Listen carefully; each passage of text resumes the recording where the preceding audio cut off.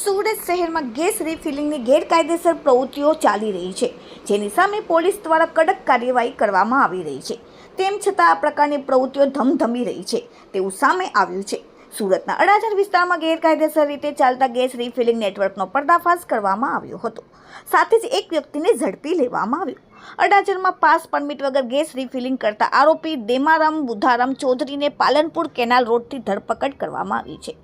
આરોપી પાસેથી અલગ અલગ કંપનીના ગેસના બાટલા સહિત કુલ રૂપિયા 21,550નો મુદ્દામાલ પોલીસ દ્વારા જપ્ત કરવામાં આવ્યો. પરમિશન વગર એક બાટલામાંથી બીજા બાટલામાં ગેસ રિફિલિંગનું કામ કરતો આરોપી લોકોના જીવને જોખમમાં મૂકતો હતો. પોલીસે આરોપી વિરુદ્ધ કાયદેસરની કાર્યવાહી હાથ ધરી છે. પોલીસના દ્વારા કહેવામાં આવ્યું કે અડાજણ વિસ્તારમાં ગેરકાયદેસર ગેસ રિફિલિંગની પ્રવૃત્તિ ધમધમતી હોવાથી બાતમી મળી, જેને આધારે મૂળ રાજસ્થાનના વતનીની ધરપકડ કરવામાં આવી હતી. તેમની પાસેથી ઇન્ડિયન ભારત સહિત કંપનીના 11 જેટલા બાટલા ઝડપી પાડવામાં આવ્યા. આ ઇસમ છેલ્લા 1 મહિનાથી પ્રકારનો ગોળક ધંધો કરતો હતો. Bureau report, daily India TV, Surat. Adajan વિસ્તારમાં ગેરકાયદેસર પાસ પરમિટ વગરના ગેસ રિફિલિંગ કરતા ઈસમને મુદ્દામાલ સાથે અડાજણ પોલીસે પકડી પાડેલ છે.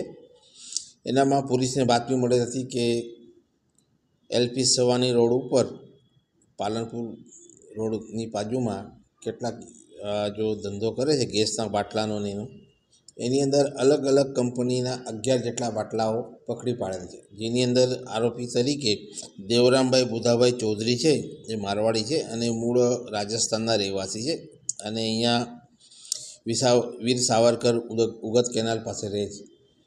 એની ત્યાં ચેકિંગ દરમિયાન અડાજણ પોલીસને બાતમી મળેલ હતી અને બાતમી આધારે ત્યાં જઈને તપાસ કરતાં અલગ અલગ કંપનીના ગેસના બાટલા છે, જેમ કે ઇન્ડિયન ગેસ છે, ભારત ગેસ છે, એના બાટલાઓમાં એ લોકો એકબીજામાં રિફિલિંગ કરતા હતા. જે આધારે પોલીસે એને પકડી પાડી અને 11 જેટલા બાટલા અને આરોપીને પકડી પાડે છે અને 21,550નો મુદ્દામાલ રિકવર કરવામાં આવેલ છે. આ અત્યારે છેલ્લા 1 જ મહિનાથી આ ધંધો કરતો હતો અને પોલીસે એની બીજી બાતમી આધારે એની પૂછપરછ ચાલુ છે અને પૂછપરછમાં કંઈક વિશેષ માહિતી મળશે તો જાણ કરવામાં આવશે.